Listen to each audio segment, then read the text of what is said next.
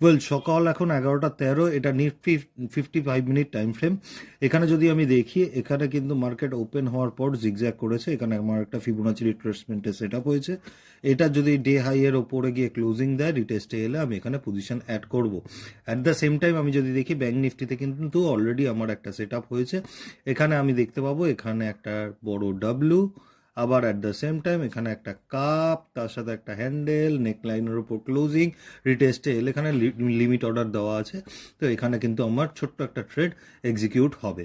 ওকে, যদি নিফটি 50-তে হয় ছোট্ট কোয়ান্টিটি নেবো, আর এখানে ব্যাঙ্ক নিফটিতেও আমি কিন্তু খুব কম কোয়ান্টিটিতে নেবো। Let's see. Well, bank Nifty কিন্তু আমার এখানে এন্ট্রি পয়েন্টে আসেনি, তাই জন্য এই সেট আপটা অলমোস্ট পুরোপুরি টার্গেট দিয়ে দিয়েছে, তাই জন্য এই সেট আপটা আমার জন্য ক্যান্সেল হয়ে গেল। অ্যাট দ্য সেম টাইম আমি যেটা বলেছিলাম, নিফটি 50-তে কিন্তু আমার ট্রেড এক্সিকিউট হয়ে গেছে। Okay okay, done for the day. এইভাবে ট্রেডিং শিখতে চাইলে লাইক শেয়ার কমেন্ট করে দিও। Thank you.